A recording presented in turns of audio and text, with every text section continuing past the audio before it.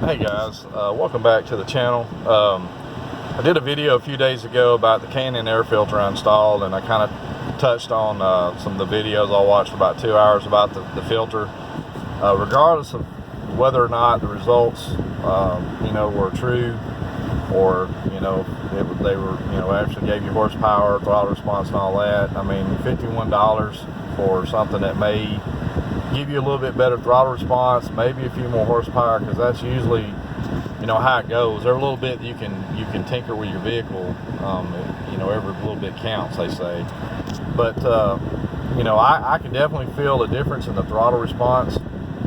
I can definitely tell the difference in the 0 to 60 times. I ran one last night, which my lowest one, I ran about 7 altogether a few days ago, and actually I think it was Saturday, and I actually got 5.4s, a couple of 5.4s and a couple of 5.5s. So it was like a 5.48, 49, and a 5.52, 5.3, and a 5.54.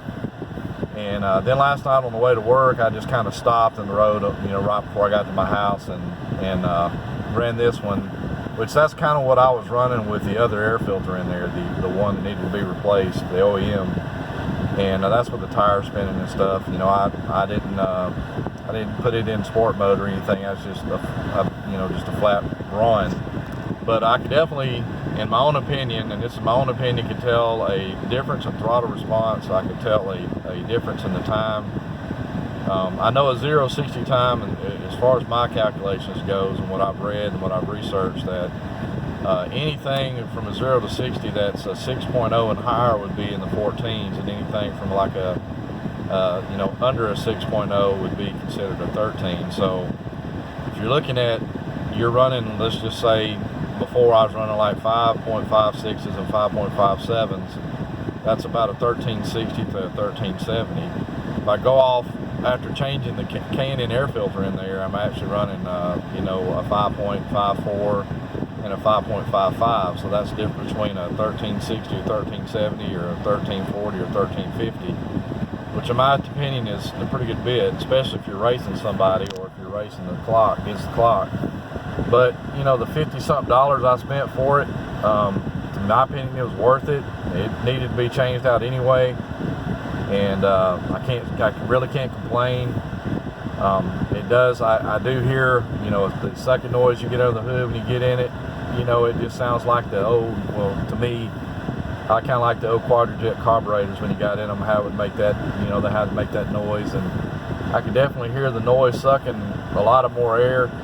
And I know the guy in the video I watched had this meter called a V-Box, which I don't know anything about them, not even tried to research it, but he says it will show what kind of air volume is actually going through the box with the OEM filter in it compared to the K&N, and it flowed about 4 to 5% better air. So I can definitely tell a difference as far as the sound, the throttle response, and even my 0 to 60 time. So if you're thinking about buying a filter, instead of spending all that money buying a enclosed air box, or the Mopar air box that they want $500 for, that's going to draw in hot air and probably kill, probably rob horsepower, there'd be something to consider. If you're like me and you're on a budget and you're just looking to get a little bit more horsepower here and there and not break the bank, a K&N air filter would be the route that I would take.